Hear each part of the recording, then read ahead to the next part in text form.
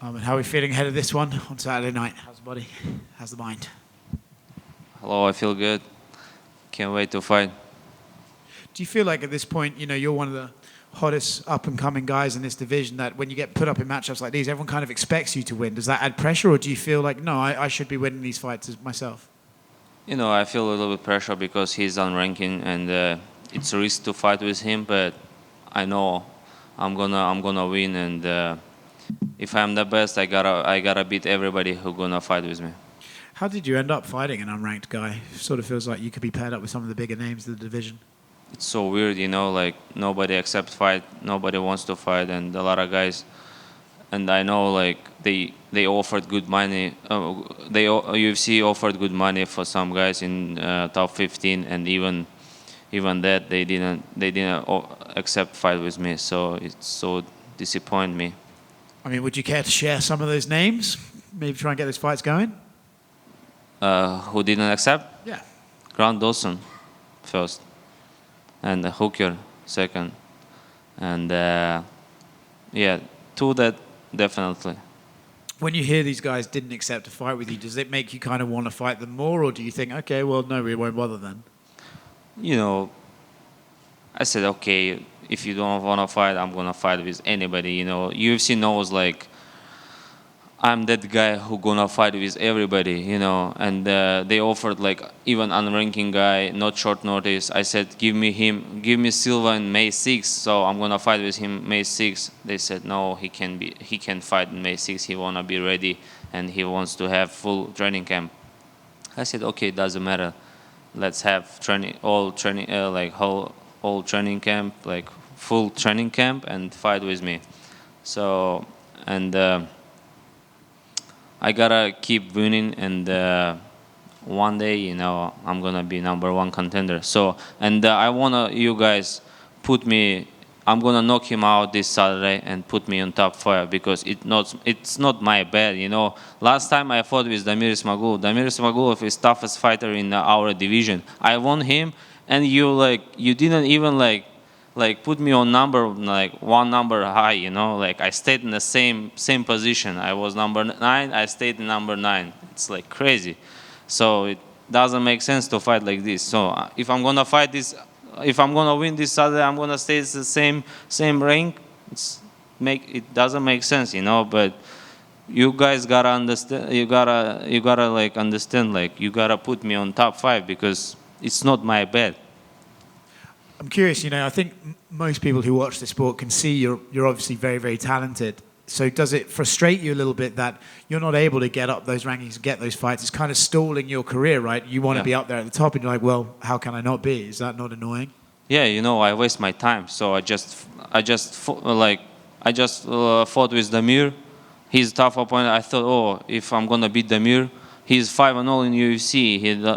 He didn't lose like maybe 10 years or 8 years, and I beat him, and nobody talk about that, and I was disappointed, and I hope after this fight, I'm gonna get top fighters and main event. So if you could pick the next guy after Saturday, who's logically a good choice for you? I'm sure you'd love to turn around again and fight before the end of the year, but who would you like to fight against? Yeah, I would like to fight with Dariush, Fiziev, and Gamrot. 3 names I have on my mind, but I gotta win this Saturday. He's a tough opponent, and I just focus. I don't think, I'm gonna fight with somebody after I just focus on my fight Saturday, and Saturday night I'm gonna talk with you again, and we can pick someone. Thank you. Hey, Arman. Since your fight last December, how many fights were offered you, and how many fighters have turned you down? They offered me. I supposed to fight with Moicano, so it was good fight, main event. He's top 15. He got injured. And then they said, you're going to fight probably April 28th if we find someone. I said, okay. I still was cutting weight. And then they said, we're going to find someone, maybe Hooker, co-main event in May 6th. I said, okay. and still I was waiting for that day, May 6th. And then they said May 13th probably we could find someone. I said no way.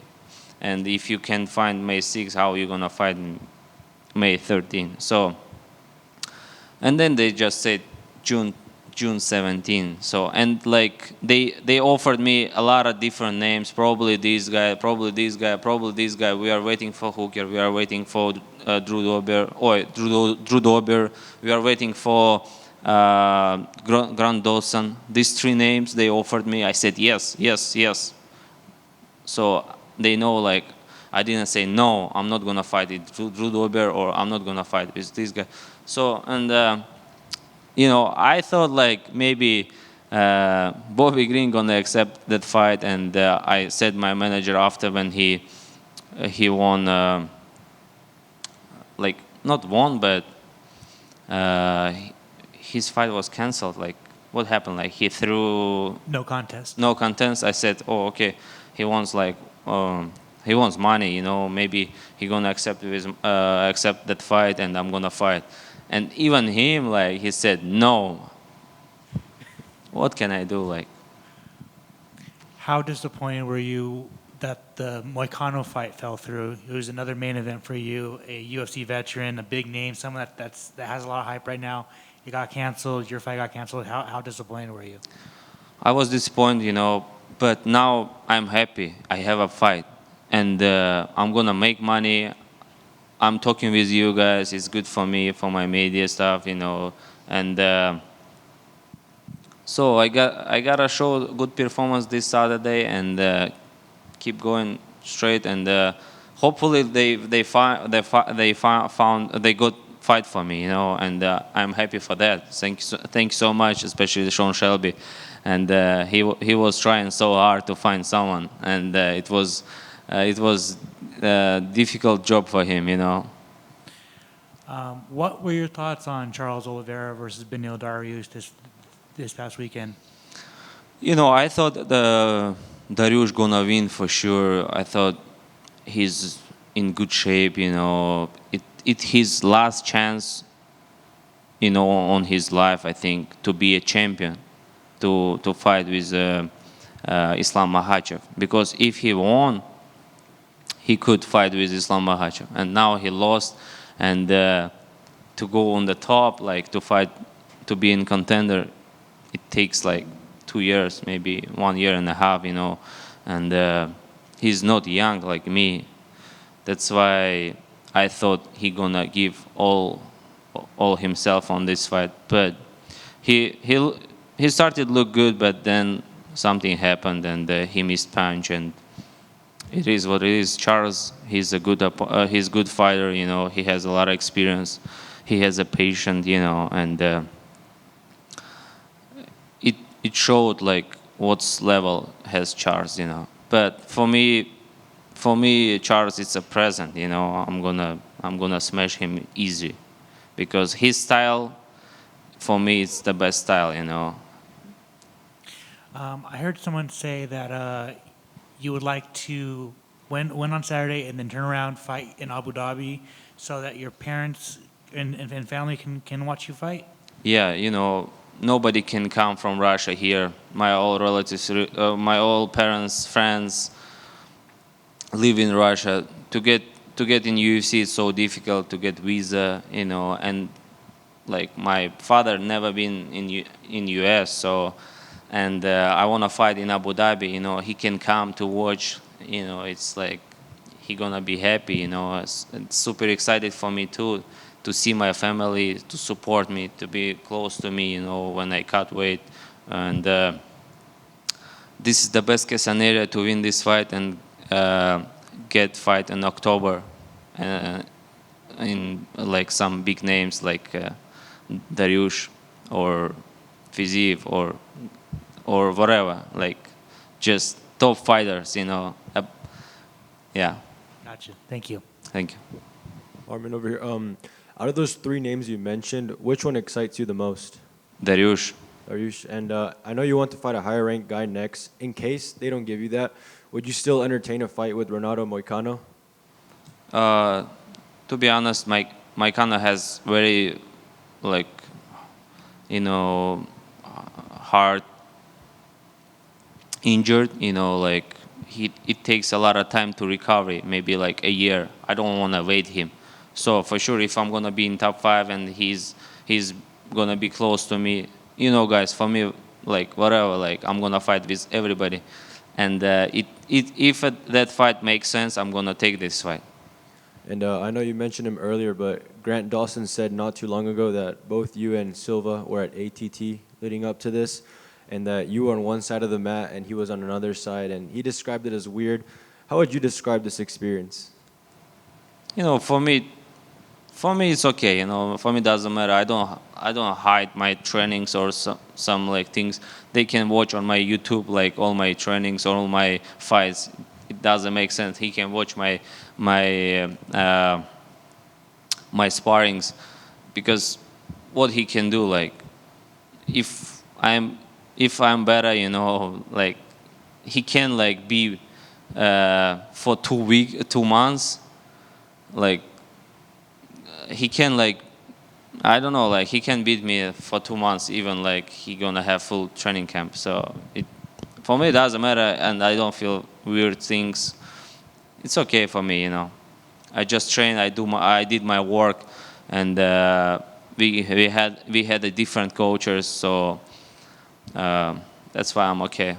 And the UFC American Top Team is super big team, and there are a lot of 155ers, and hopefully there are a lot of different rooms, and you can train in one room, he can train in another room, and that's why it's okay. If it was like small gym, yeah, for sure it could be like very difficult to train.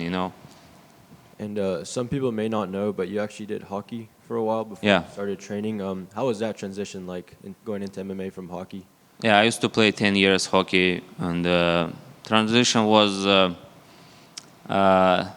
the hockey's team didn't pick me, to the good organization, and that's why I just maybe waste 10 years of my life, and yeah, but I'm happy, I was enjoying when I played hockey, and maybe when I transitioned to MMA, I had a lot of energy, and it's like kind of different sport. If I wrestled 10 years and then moved to transition to MMA, I still like, I think I could be tired of that mats, like trainings, like,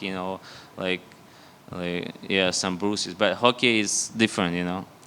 And did you ever get into any fights when you were playing hockey? Yeah, I was crazy, like, and I like fights, when I was kid, and I couldn't talk, too much. I wanted to like knock him out, like right away. So I didn't have patience, When I was kid, like I went crazy super fast, and I couldn't even speak. Like if someone like says some bad words to me, never I'm gonna talk to him. I'm like, yeah, just smash him.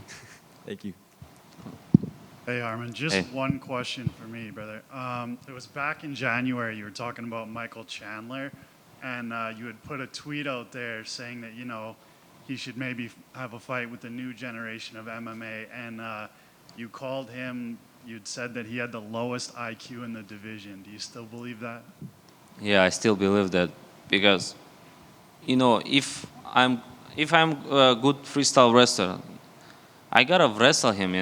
Why I gotta like miss 1,000 punches and lose fight? Okay, fans like it, but it doesn't make sense. He lost all his fights. Like he goes crazy, and even like he's a wrestler, he's like do like some takedowns, like crazy takedowns, like he from the like second floor he threw his opponent, like do some crazy things, but he couldn't even like hold them there and spend a lot of energy. He's a like fighter for 1 round, and if I was him, if I was him, I just wrestle like, and like, I would be smart.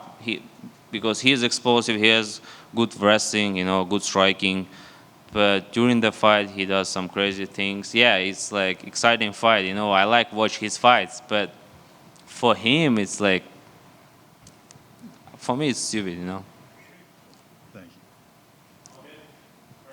you. Thank you, guys.